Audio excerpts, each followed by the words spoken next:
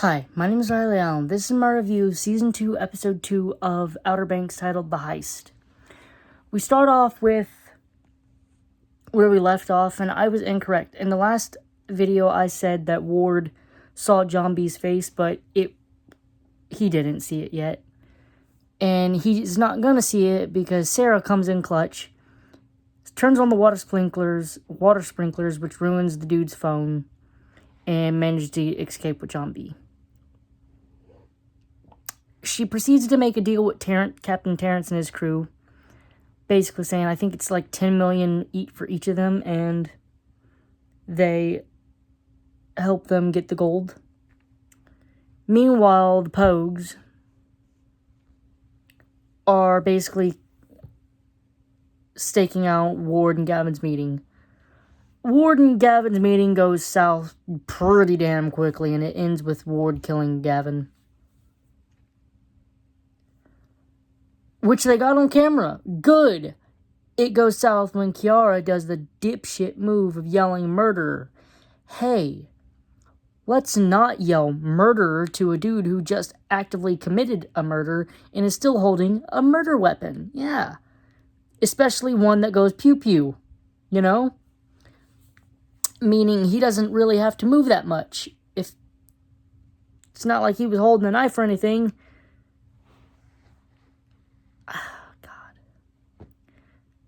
Plot's got a plot, I guess, so. The recorder gets destroyed, and the cops obviously aren't going to believe it because Ward pulled a magic trick and got the body and everything out else. I guess the evidence cleared up or whatever, so no body, no evidence, can't do shit.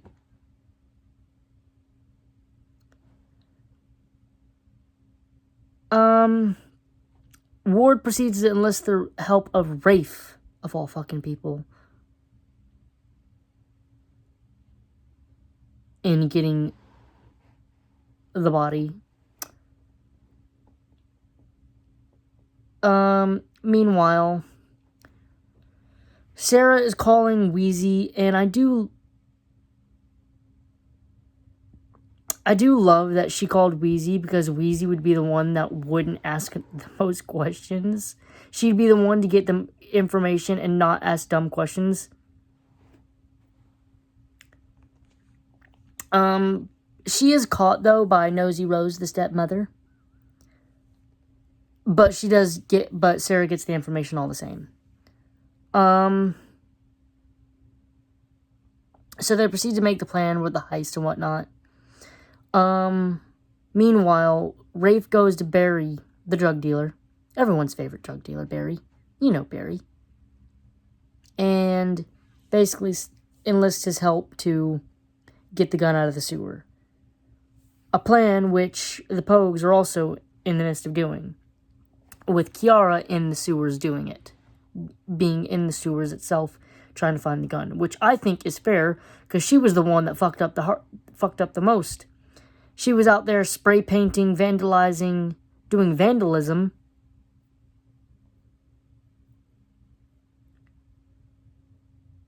She was the one that yelled murderer. Yeah. Your ass can go in the sewers. Of course, Rafe proceeds to flood it. He tells Barry to do it, but Barry's like, nah, man, we don't need another body, which is just like, made me sit here and think about how many people have died in the past, since the series started. There's Scooter. Those two dudes from the off mainland. Peterkin.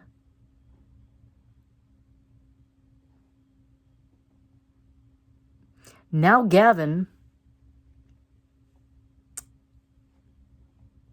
think it's just those 5, but to the world, Sarah and John B are also dead. So that'd have been Kiara would have been the 6th person dead. Or 8th person, I guess.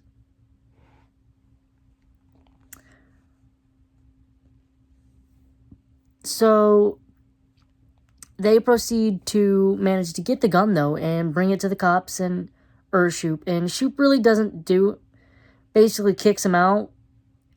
But to his credit, he does run the number, and what do you know, they were kind of telling the truth.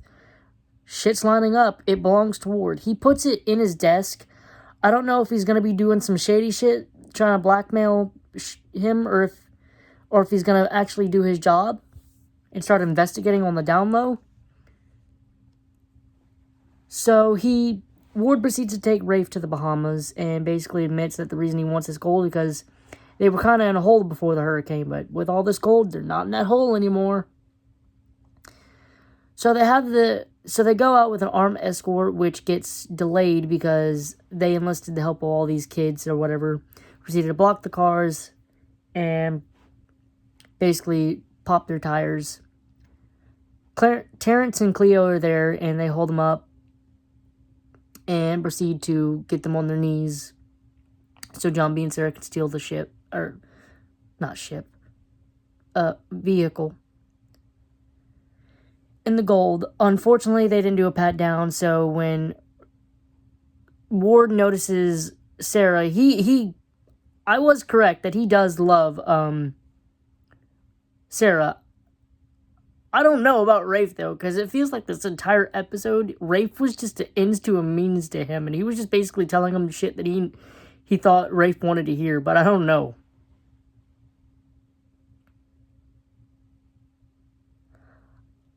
Anyway, so John was pointing his gun at him because Ward kept getting closer, and Cleo turned her attention away from Rafe, and Rafe pulled out his gun and proceeded to shoot.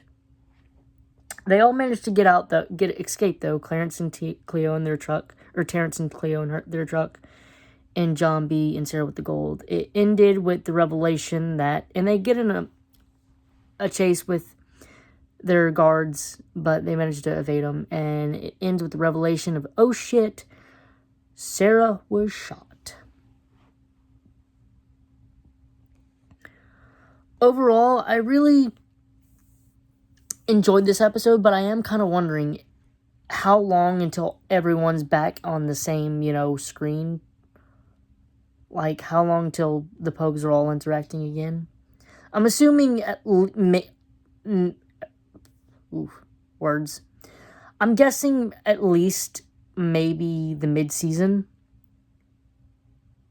If not till the season finale. So obviously they're losing the gold next,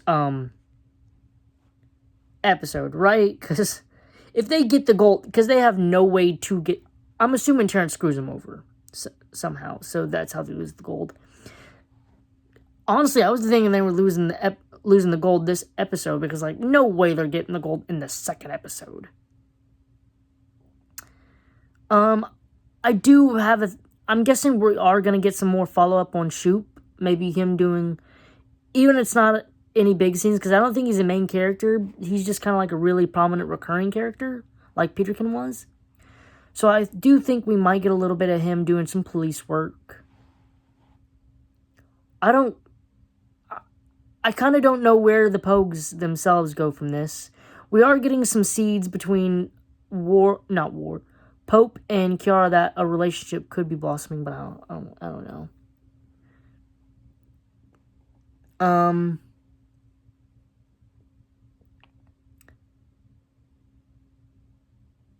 I don't really know what they're gonna do the next episode.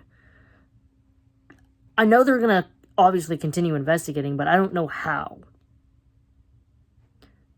John B. is obviously gonna find a way to get Sarah some help. Rafe and Ward is probably gonna go on a generational crash out. That is definitely gonna happen. I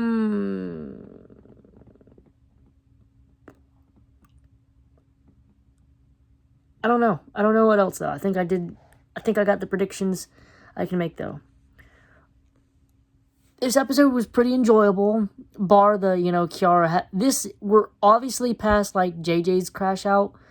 It wasn't really even a JJ crash out last episode. His was the most valid, it was really... This first few episodes are Kiara's crash outs. I do love that, even when they do... So they need to have someone be a crash out person to move the plot along, so it isn't all hunky-dory. But I do love that when they choose the character to be, the crash out person, they give them a good reason. Kiara's friend is missing, considered a murderer. They may never see him again. So, like, I get, yeah. Or, she thought he was dead, so that's the crash out. And she's still coming down from the high of, my friend's dead. But he's not dead, but he's still wanted and still may never see each other again. So, yeah. I'm going to give this episode a 7 out of 10. Thanks for watching the video. Leave a like, comment, subscribe if you want, and I'll see you next video.